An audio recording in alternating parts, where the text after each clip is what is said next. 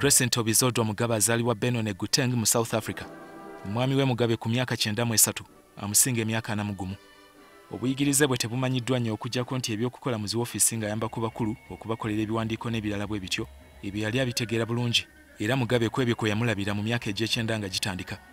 Mu 2014 aba University of Zimbabwe bamuwa degree eya PhD era mwami we nga chancellor oba senkulu wa university eyo ye yamutikira wakati mu kuwakanyizibwa nti talinnyangako mu kibiina wadde olunaku olumu. Okufumbirwa Mugabe, Grace yalekawo omusajja we yasooka gwe yalinamu omwana omu. Mugabe yagenda okumuganza yali akolera mu ofiisi ye era mu kiseera ekyo mukyala wa Mugabe Sally Hayfron ekirwadde ky'ensigo kyali kimukubye ku ndiri.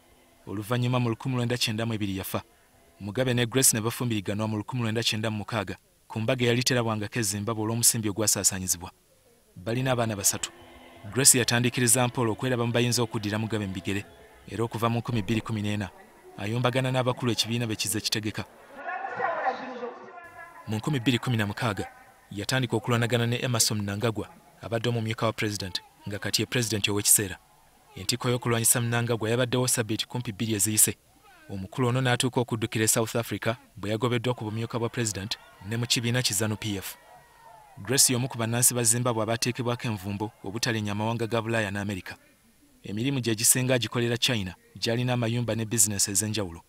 Yazimbako amaka agalinga olubiri n'agaguza mugenzi Muammar Gaddafi yali president wa Libya. Wakati mu njala, obwavu, amalwaliro agatakola n'ebizibu ebirala, mu 2007 Grace yakozesa obukadde bwa $26 n'azimba olubiri olulala n'alugatta ku faamu n'amayumba eby'abazungu bannansi bye yezza mu 2002. Asaasaanya nnyo ssente ku ngoye, engatto, ebizigo ne kalondo omulala ow'okwewunda. Olumu ng'ali e Paris mu Bufalansa yasaasaanya emitwalo gya $12 oba obukadde bwa siringi 432 ng'agula obuntuntu omutali makulu ng'obukomo, engoye, ebitambaala eby'oku mutwe n'ebirala bwe bityo. Olw'okusaasaanya okw'engeri eno yakazibwako erinnya erya Gucci. Gucci kampuni ya misono. Juzi mu August 2017 yali South Africa okumujjanjaba akakongovule ke yakonera wakawe.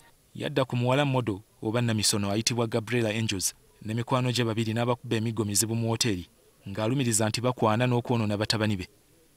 Poliisi mu South Africa yamunoonya kyokka ne yeekweka.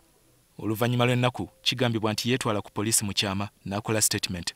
Kuti ndiye leader we ZANU-PF is the president Mugabe, my husband. Donya echoliko yoyo. Omukyalo ono abadde n'akabinja k'agavubuka agatulugunya buli amwogerako okuva ku b'amawulire n'abantu abalala. Ennaku nga 6 eziyiseewo waliwo abantu 6 abaakwatibwa ne basuulibwa mu kaduukulu olw'okumuŋŋoola ku lukuŋŋaana lwe yaliko mu kibuga ky'e Bulawayo. Ebibaddewo wiiki eno y'entikko era enkomerero y'amaanyi ga Grace agambibwa nti akyali mukwate. Weewaawo ng'amawulire agamu galaze nti yaddukidde Malawi.